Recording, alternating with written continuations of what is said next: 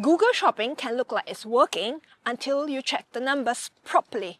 You're getting clicks, you might even be getting sales, but the profit is not there, the return is not improving, or performance starts slowing down over time. And when that happens, the first reaction is usually to spend more. But more budget will not fix a bad setup. It just gives Google more money to spend inside the same weak system. A better way to think about Google Shopping is this. Google is an optimizer. It can only work with the data, products, prices, images, stock, and structure you give it. So if you give Google weak inputs, you should not expect strong results. In this video, I'll show you 10 expensive Google Shopping mistakes that can waste your money, hurt your results, and make scaling harder. Hi, I'm Clarice Lin, the ROI Doctor. I help Shopify store owners like you double their revenue with profitable Google Ads. If you're new to the channel, welcome! If you want to see how your own ads are performing, I have a free 9-point checklist at claricelin.com. It'll tell you if you're actually attracting the right shoppers or just burning cash. It's called the Google Ads Pulse Check. And it will also tell you if there is a problem with your landing page or ads. Link is in the description and pinned comment. Without further ado, let's get into our video for today. The first Google Shopping mistake is also the one that can make everything else in your account look better than it is. That is the conversion tracking setup. This is the first thing I would check because everything else depends on it. If your tracking is wrong, Google is making decisions from bad data. That could mean you are counting the same sale twice. It could also mean that shipping cost is included in the conversion value. It could also mean tax is being included in the conversion value. Or it could mean conversion value is not being tracked properly at all. This sound like small technical details, but they are not small. If Google thinks one sale happened twice, the campaign looks better than it really is. If shipping and tax are included in the value, the return on ad spend looks higher than it really is. And if Google cannot see the value of each order, it cannot tell the difference between a small sale and a high value sale. This matters even more if you use maximize conversion value or target return on ad spend, also called target ROAS. These bidding strategies need accurate value data. They're not just trying to get any sale, they're trying to find the most valuable sales. So if the value data is wrong, Google may optimize towards the wrong products, the wrong searches, and the wrong customers. Before you change the budget, before you change the bidding, and before you rebuild the campaign, make sure the tracking is clean. Mistake number 2, putting all products into one campaign. This is one of the most common mistakes. A business puts every product into one shopping campaign with one shared budget because it feels simple. But simple is not always better. Products are not all equal. Some products are cheaper, some are more expensive. Some have better margins, some sell faster. Some are bestsellers but do not make much profit. And some products may sell less often but are much better for the business. Google does not automatically know your profit margin. It sees clicks, sales, and conversion value, but it does not naturally understand which products are most important for your business, unless you structure things properly and give it better signals. If you put everything into one campaign, Google may push more budget towards the products that are easiest to sell, more popular, or lower priced. That can make the campaign look active, getting clicks, but it does not always mean the account is becoming more profitable. More sales do not always mean better profit. So if your products are very different, do not treat them all the same. You may need to separate them by product type, price range, margins, or business priorities. The goal is not to split the account into hundreds of tiny pieces. The goal is to make sure your best business opportunities are not being buried inside one big campaign. Mistake number 3, targeting multiple countries in one campaign. This can make the account harder to read and harder to scale. Different countries usually have different prices, different shipping costs, different competition, different conversion rates, and sometimes different customer behavior. If you put multiple countries into one campaign with one budget, One country can take most of the spend. That might be fine if it is the best market, but it can also hide problems. You may think the campaign is performing well when really one country is carrying everything. Or you may think the campaign is struggling when actually one country is dragging down the results. It also makes budget decisions harder. If one country needs more budget and another country needs less, that's hard to manage when everything is blended together. For cleaner control, it usually makes more sense to split countries into separate campaigns. That way, each market has its own budget, its own results, and its own scaling decisions. Mistake number 4, giving Google a weak product feed. Your product feed is not just a product list. In Google Shopping, the feed is one of the main ways Google understands what you're selling. That does not mean you should spend hours changing tiny words and pretending that's the whole strategy. But you should also not give Google vague or messy product data. If your product title just says shirt, that is weak data. If it says men's navy cotton button-down shirt, that gives Google and the buyer much more context.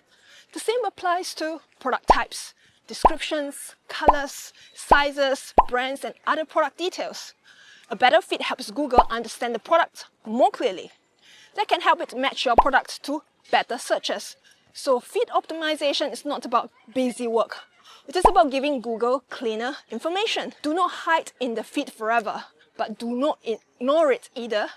If your feed is messy, incomplete, or vague, you are weakening one of the most important inputs Google uses. Mistake number 5, wasting ad spend on poor search terms. Shopping campaigns do not target keywords in the same way search campaigns do, but you still need to check the search terms report. The goal is not to micromanage every single search term. That can hurt scale. The goal is to find repeated, obvious waste.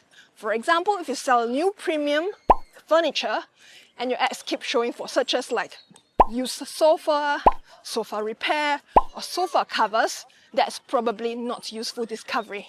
That's budgets going to people who are not looking for what you're selling. Negative keywords can help here, but they need to be used carefully.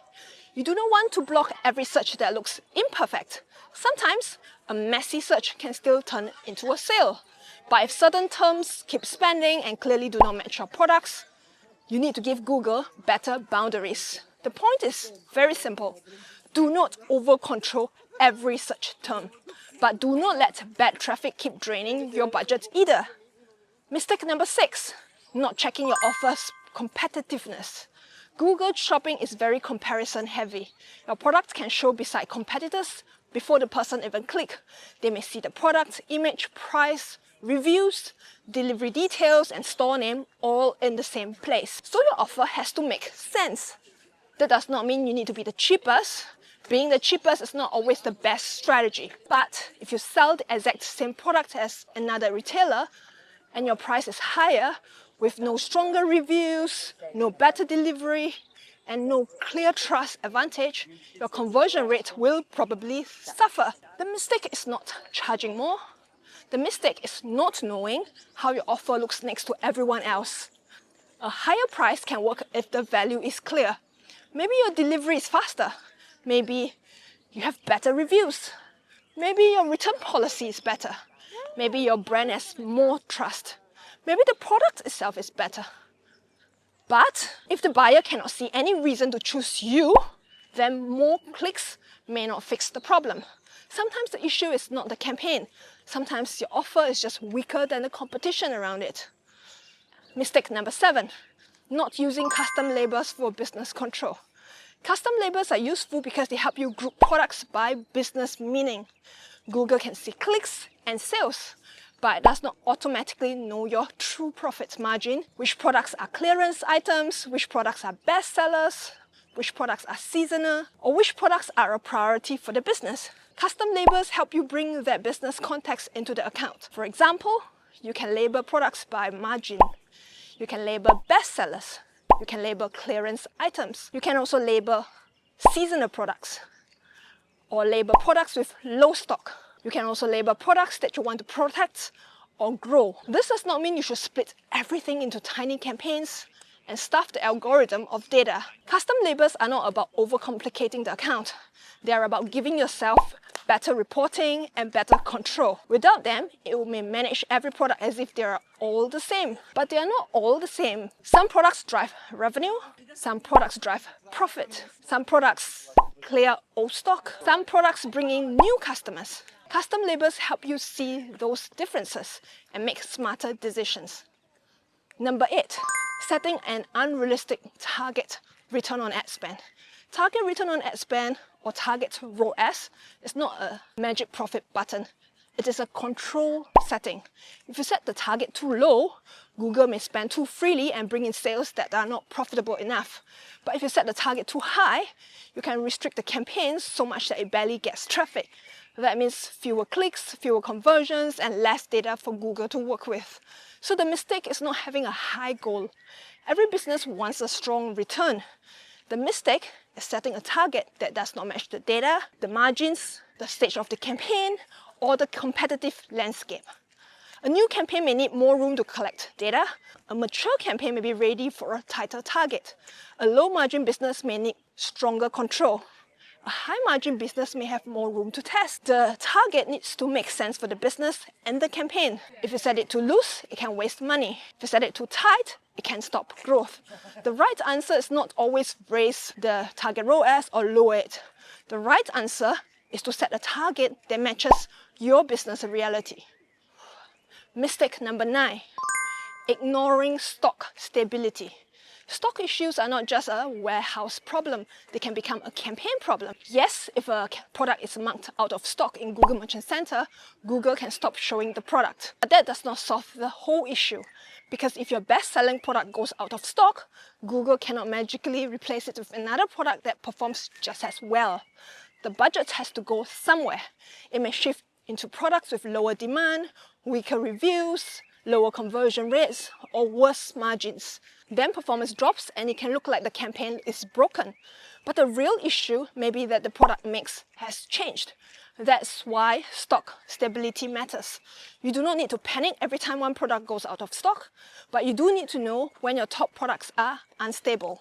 If the products driving most of your results keep disappearing, your campaign performance can become unstable too. So when results slow down, do not just look at bids and budgets. Check whether your best products are still available. Mistake number 10, using weak product images.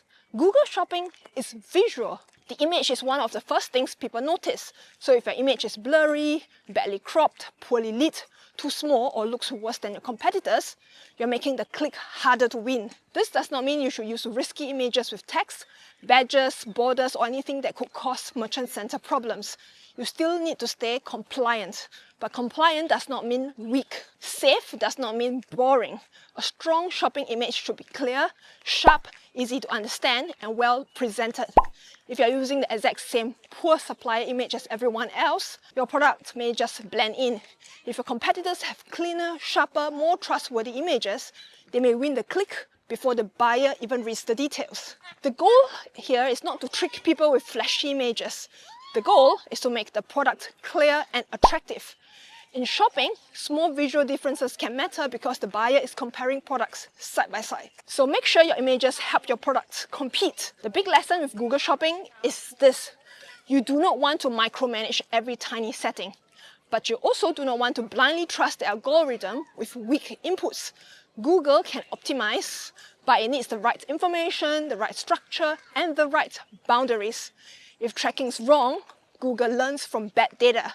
If the feed is weak, Google has less product context. If the structure is messy, budgets can go to the wrong places. If the offer is not competitive, more traffic may not help. If stock is unstable, performance can slow down even when the campaign itself has not changed. So before you increase the budget, check your setup, because many shopping campaigns do not need more spend first. They need cleaner inputs. If you need help understanding which bidding strategy you should choose for your shopping campaign, you can check out one of my videos, the best bidding strategy for shopping campaign, link in the top right hand corner of the screen. If your Google Shopping campaign is struggling with getting consistent results and you need a fresh pair of eyes to get it back on track, get in touch at claricelin.com to find out how I can help you achieve your business goals. And if you've got more questions about running Google Shopping ads for your Shopify store, let me know in the comment section below. And if you found this video valuable and you enjoyed it, remember to give it a like, turn on the notification bell so you don't miss future videos on how to double your Shopify revenue with profitable Google ads. I'm Clarice Lin, the ROI Doctor, signing off. Till the next video, stay profitable.